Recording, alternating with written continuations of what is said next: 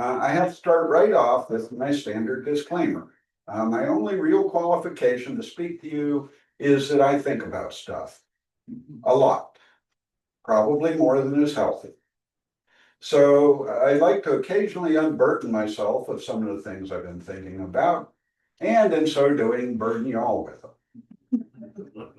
Indeed, if you don't leave here today without a knot or two tied in your brain that you'll have to figure out how to untie, I will not have accomplished my goal. You're welcome in advance. One more disclaimer, confession, really. I have to admit that the talk I had envisioned doing wasn't quite coming together and would largely have been a repeat of one I gave several years ago anyway. So I switched gears, and this is a somewhat revised and updated version of that talk with parts of a couple others mashed in. So if it's new to you, great. And if it sounds familiar to you, also great. It means you were paying attention the first time. Now, yet another disclaimer. I have a tendency to want to wander off on tangents that I think are interesting, but that take me too far afield and often could be turned into one or more full sermons on their own. So here's how I'm going to try to avoid that. Think of this talk as me taking you on a drive down a freeway toward our destination, a specific exit that I'll name shortly. Along the way, we're going to pass a lot of other interesting exits, some of which we've been down before, and some of which might really be worth exploring in the future. We don't have time to get off at those exits today, but I'll try to point them out as we zoom past. Once or twice, I might not be able to resist going down an exit ramp, but if so, I won't linger and we'll get right back on the freeway. I'm going to tell you right up front where we're headed. I'm going to assert that the distinction between secular and sacred is artificial, that the only difference between the reality in which we make our home being secular or being sacred is our point of view. It's a matter of how we choose to perceive it. And further, choosing to view this reality as sacred and act accordingly can add a lot to our appreciation for and the quality of life. I'm not saying this as an assertion of fact, as a proposition to be proven true or false. It's simply a matter of what lens through which one chooses to look at things.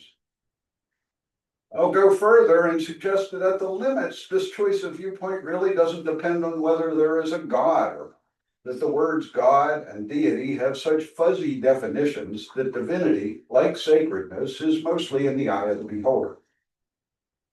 Before we pull out onto the highway, I'm going to talk about a few terms that are notoriously hard to define. And being me, I have to try anyway. I'll start with metaphysics. Meta is a Greek prefix meaning something like about or beyond. So if physics is the study of physical reality, metaphysics means something like the physics about physics, or the study of the nature or meaning of reality. It's kind of a handy blanket term when you can't decide whether to call what's on your mind philosophy, religion, worldview, spirituality, or as Douglas Adams called it, the ultimate question of life, the universe, and everything. Secular refers to things that have no religious or spiritual basis. Sacred refers to things deemed worthy of reverence or respect, usually, but not necessarily, associated with religion or worship of a deity.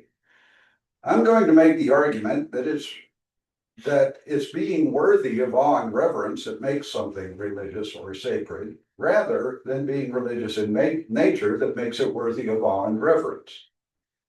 Divine is a word related to sacred, but it does more specifically refer to a god or gods or to something godlike in nature. I'll assert again that there's so much leeway in the definition of God that at the limits, divinity may also just be a matter of viewpoint. Without even getting into specific religions, there are many types of religious stances, some with very subtle differences and corresponding words to describe them. I'm going to limit myself to 4 that are relevant to this talk and resist the temptation to go farther down that off-ramp and try to describe them all. Pantheism is the belief that God consists of all reality, that reality and divinity are exactly the same thing. Not that God is in all things, that's another ism altogether, and I can't remember what it's called, but that God is all things, simply the sum total of all things.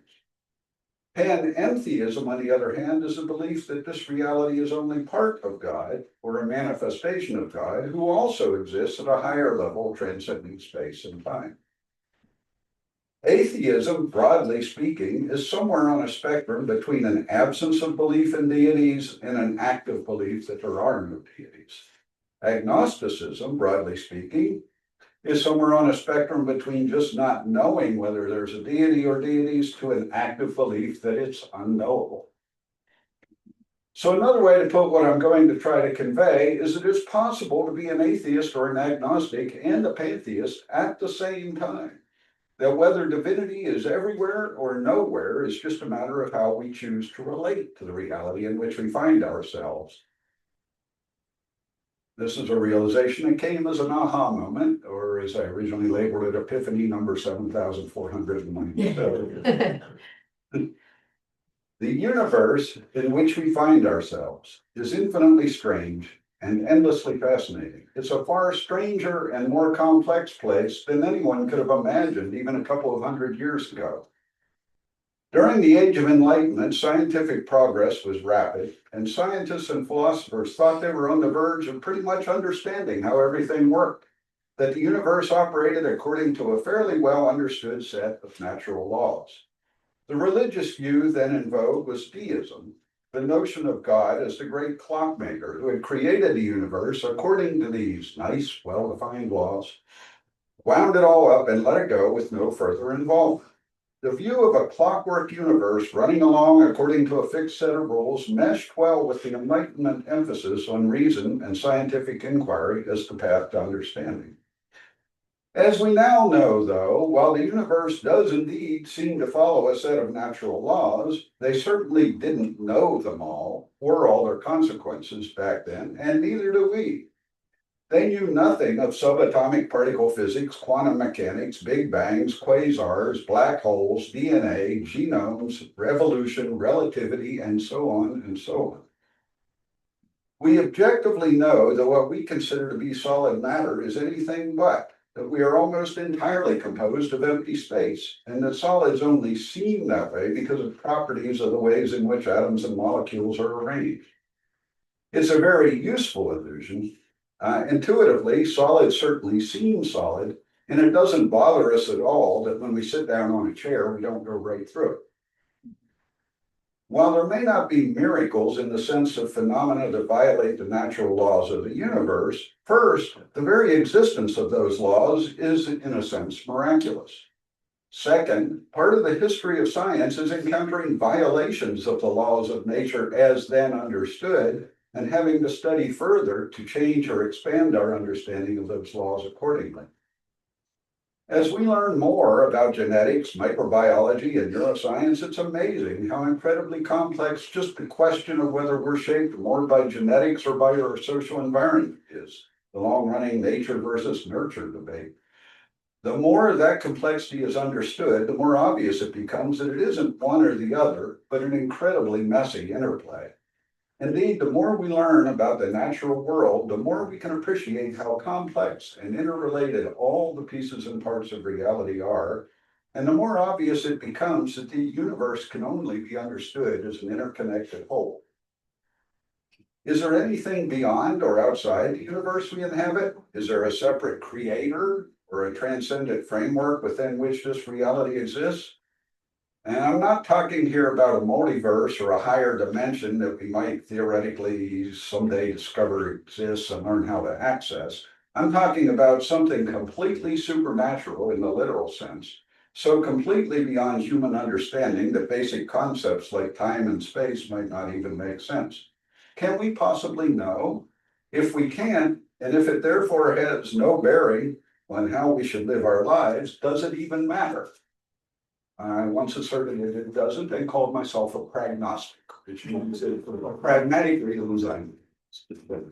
There are several metaphors that basically define that transcendental reality not as a conscious deity, but as a very vague notion of the stuff that reality is made from.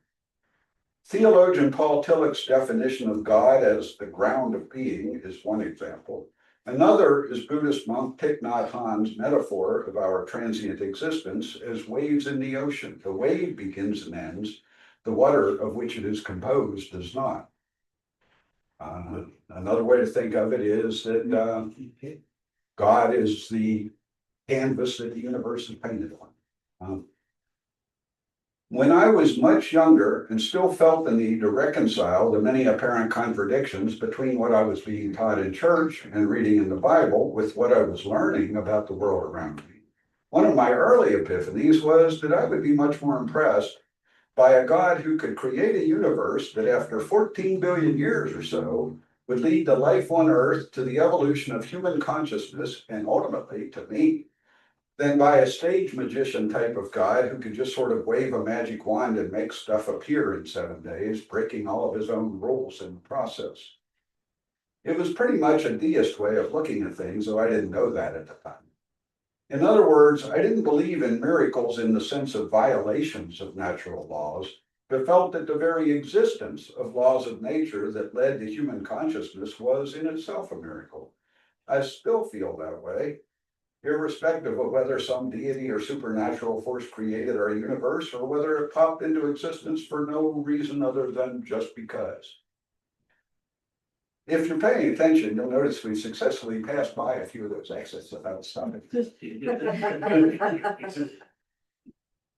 The single most miraculous thing in existence for me is self-awareness. More specifically, my own self-awareness. Not to sound too much like Descartes, but I know self-awareness exists because I am self-aware. My self-awareness is clearly not necessary to the functioning of the universe. It got along for 14 billion years without me, and I have no doubt it will continue on its course once I have moved on. So I consider my individual, unique self-awareness to be a miraculous gift, and I hope you feel likewise about your own. However, it is also clear to me that my consciousness is inextricably linked to this particular physical body on this particular planet. I can imagine my consciousness as a separate entity that can travel elsewhere on its own, but that doesn't make it true. It just proves that I have a powerful imagination. No, I only get this one consciousness with this one body, a single viewpoint out of over 7 billion just among our species on this one planet. But the difference between having none and having one is a bit like having no winning Powerball tickets and only having one.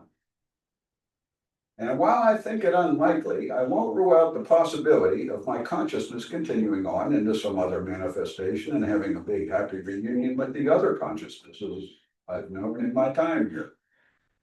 Having experienced a miracle to me of being manifested once, having it happen again doesn't seem that big a stretch. Although frankly, I don't really believe that's going to happen, but you know. The apparent mutual contradiction between free will or agency and determinism may just be a matter of point of view. I recall encountering a Christian rationalization that even though God endowed us with free will, thus making us morally responsible for our decisions, he can still be omniscient because he knows what choices we will make. He just doesn't want us to know, I suppose. It seems to me that if a conscious deity had truly given us free will independently of their own will, then that deity cannot know the outcome and very much does play dice with the universe. Or more precisely, each of us is a god, or at least has a godlike power. But the subject of free will is another one of those exits. We're not going any farther down that.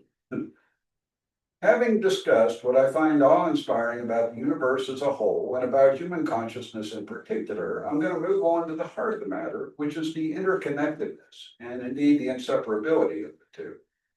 The illusion that we exist separately from the rest of the universe can be a useful tool for survival, but it is ultimately an illusion. From the moment we're born, we perceive the world as divided into ourselves and everything else, or our environment. And we start to learn which parts of our environment are here to help us, mama, for example, and which are not, gravity, for example. In other words, we perceive the world as divided into me and not me, and a lot of what is not me is out to get me. The perception of ourselves as separate from our environment is necessary for our survival, but it leads us into an illusion of separateness. Attempts to narrow down the definition of spirituality seem to boil down to this. Spirituality is a sense of connection to something larger than or outside yourself. A spiritual experience is anything that triggers that sense of connection. And a spiritual practice is a ritual or habit that facilitates or opens one to a spiritual experience. That sense of connection doesn't require that there be some sort of deity or supernatural element involved, but of course doesn't preclude the possibility either. I'm a practicing, if not exactly card-carrying Zen Buddhist, and as such, I have come to appreciate the Buddhist concept of non-dualism, or not self. That is, that the notion of a separate self is an illusion, that we are each an integral part of the universe and don't even make sense outside that context. A corollary of that view is that mind and body are one, and that we have no permanent, unchanging supernatural essence separate from that. That is, of course, at odds with many religious belief systems, not just mainstream Christianity, that teach rather vaguely that the true us is really a sort of separate spirit self or soul that came from somewhere else, presumably some sort of soul factory or warehouse. Is just inhabiting a body here and will go onward or back to its real home when that body dies. A while back, some years ago, while practicing Zen meditation, I had a sudden deep realization, not an intellectual realization, but an emotional one. It's difficult to put into words, but I'm going to try. That never stopped me before.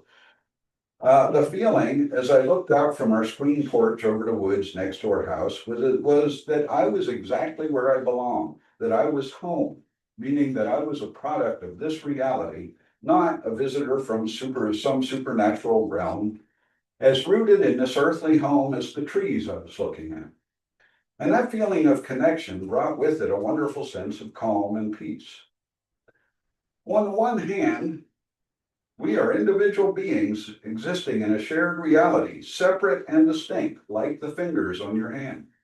On the other hand, we are local manifestations of a single universal consciousness, part of a greater whole without which we don't even make sense, like the fingers on your hand. So are we individuals or are we part of a greater whole? These are two vastly different perspectives, but they are only perspectives. Both can be true at the same time. I feel that if you really want to understand yourself, you have to learn to see yourself not as a fixed entity, but as a process or a story. To that end, I'm going to take a short detour down one of those exits I avoided the last time I did this talk. We are changing in each moment so that who we are in this moment is different than who we were a moment ago and who we will be in the next moment. The idea of a permanent, unchanging self, what you might call a soul, is an illusion. That doesn't mean that I don't actually have a self. If self is an illusion, then who is this that's experiencing the illusion exactly? Just because I'm changing from moment to moment doesn't mean I don't exist. The illusion lies in perceiving of myself as permanent and unchanging, not in perceiving that I exist at all. And the changes are usually pretty continuous. That is, the change is a gradual and somewhat organized process.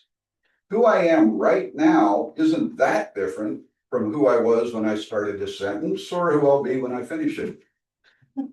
So my insight boils down to this. If I think of each of those instantaneous momentary snapshots of myself frozen in time, with the moments as small as you care to make them, as beads on a string, then who I am, my consciousness, my self-awareness, if you will, is not any one of those beads or even the whole collection of them. I am the string. I am the process itself. I'm not a noun, I'm a verb. Picture a river. If you live near a river and you go look at it today, then tomorrow you go back to the same spot and look again, you'll think you're looking at the same river. But yesterday's water is long gone downstream, and what you're looking at is an entirely different mass of water. What's the same, what makes it a river, is that water still moves down the channel. It is the motion of the water that defines a river, not the particular collection of water molecules. and so with us. If you were somehow to freeze time, to stop the water from moving, it would no longer be a river, it'd just be a long skinny lake. We aren't the same people we were 5 minutes ago. For better or worse, everybody in this room, including me, has changed since I started talking. Self is not a state. Without change, there is no self. If water's not flowing, it's not a river. And if we're not changing, we're not conscious beings. The point I'm trying to make is not that life is a journey, or even that you are on a journey, or rather that you are the journey. The well-known poem, Desiderata, shifting gears here a little, by Max Ehrmann, assures us that you are a child of the universe, no less than the trees and the stars. You have a right to be here. And whether or not it is clear to you, no doubt the universe is unfolding as it should. The National Lampoon parody of saying Desiderata, or Deteriorata, gives us the alternate view that you are a fluke of the universe. You have no right to be here, and whether you can hear it or not, the universe is laughing behind your back. But we are the universe made aware of itself, whether we are divine children of the universe or just flukes of the universe. We are miracles, even if we are in full compliance with the laws of the universe. Those very laws that somehow enabled our existence are the miracle. The fact that the natural exists is the supernatural event. And we share that miraculous nature with each other. Being the awareness of the universe makes us divine and thus worthy of mutual respect. Couple of quotes here. First, the full version of an abridged Annie Dillard quote from our hymnal.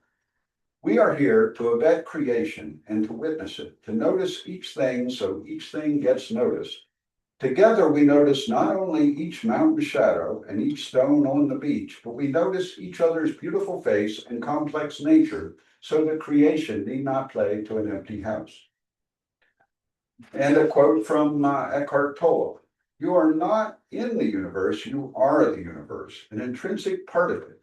Ultimately, you are not a person, but a focal point where the universe is becoming conscious of itself. Our conscious mind is a transcendent property. It's not separate from the body, but it's somehow more than the body. I gotta use the prompter for a minute. Stop bringing the place down.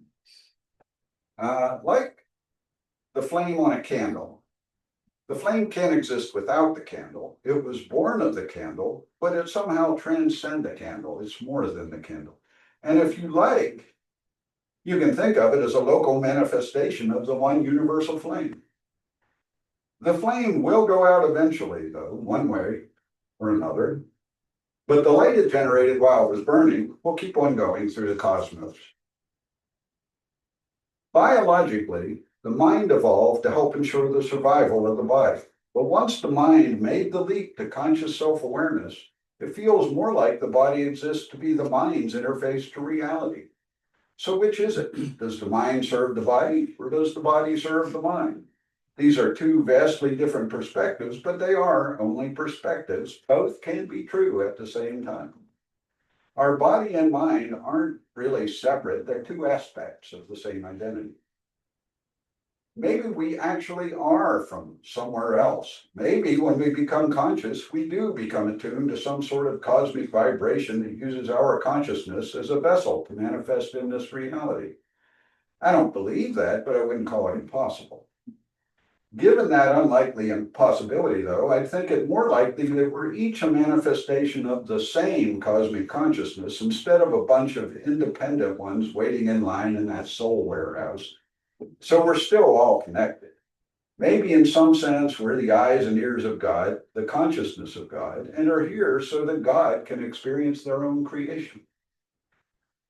The bottom line is that it doesn't matter whether the miracle of our presence here arises from this universe or from some transcendental place beyond. It's still a miracle, and we're still divine. Even if the universe itself is a fluke, and the answer to Douglas Adams' ultimate question of life, the universe, and everything is just because, or maybe even 42, There's still plenty of mystery and wonder to inspire awe and reverence, even in a purely secular universe. In talking about my own religious beliefs, it's not my intent to poo-poo the beliefs of others. For one thing, for many people, their religious faith provides them with needed comfort and hope in a scary and uncertain world. And perhaps they're right. My disagreeing with them doesn't prove them wrong. I think that there are also a lot of people for whom, consciously or unconsciously, their theological beliefs are helpful symbols, allowing them to put a face on the unknown. To all those who subscribe to theistic religions as useful avenues to pursuing truth, but feel that any specific personification of the all is just a useful metaphorical tool to help us comprehend the incomprehensible while taking the literal details with a grain of salt, I feel you. Personification or concretization of the abstract concepts helps make the ineffable relatable. Specifically, there are many Christians who, like a younger version of me, have found that the Bible couldn't be literally true in light of what we now know about the universe, and after trying really hard to rationalize the contradictions, have realized the only path forward is to move toward a more metaphorical interpretation of Christianity. And of course, both Unitarianism and Universalism can be seen as roots of that particular tree. There are probably similar threads in other religions as well, and their proponents are almost certainly considered heretics. We definitely don't have time to go down that exit today. To those who do hold literal theological beliefs that I might find irrational, I'll say what Thomas Jefferson said. It does me no injury for my neighbor to say there are 20 gods or no God. It neither picks my pocket nor breaks my leg. Of course, if another's religious beliefs do cause them to treat me or others badly based on who I am, how I live my life, or what I believe, that's another issue altogether. Life's hard. We all have to cope with that. Faith engenders hope, and hope engenders persistence, and persistence engenders survival. And while it doesn't work for me, even a misplaced or overly optimistic faith can be a useful tool for getting through life. Okay, finally, we've reached our exit for today. Here's where we've arrived. Reality is only secular if we choose to see it that way. The mundane world is only mundane if we choose to see it that way. I prefer to see it Thich Nhat Hanh's way. Who would have suspected I'd slip in a Thich Nhat Hanh? People usually consider walking on water or in thin air a miracle, but I think the real miracle is not to walk either on water or in thin air, but to walk on earth. Every day we are engaged in a miracle which we don't even recognize. A blue sky, white clouds, green leaves, the black curious eyes of a child, our own two eyes, all is a miracle. If God is just another name for all of reality, then everything, the universe and everything in it, including you, is sacred, that is, worthy of being treated with reverence and respect. And of course, in accordance with our former UU first principle, I'm not sure where the principles stand these days, we should affirm and promote the inherent worth and dignity of each of our fellow travelers on this journey. So much comes down to semantics. There's no practical difference between a pantheist and an atheist who views reality with awe and respect. It doesn't matter whether we literally consider the universe somehow divine or just decide to treat it as if it were. The question isn't so much do we regard reality as secular or divine, but rather do we choose to regard the secular as sacred and endeavor to live accordingly. Everything becomes sacred if we choose to see it that way. And if we do, we can lead more joyous, meaningful, and fulfilling lives. As I asserted in yet another earlier talk, meaning is something we each must create for ourselves by striving to make the world a better place. The purpose of life is simply to create meaning. Even if you decide to choose that viewpoint, you can drift away from it, perhaps slowly, perhaps several times a day, but you can remind yourself to come back to it, to reconnect.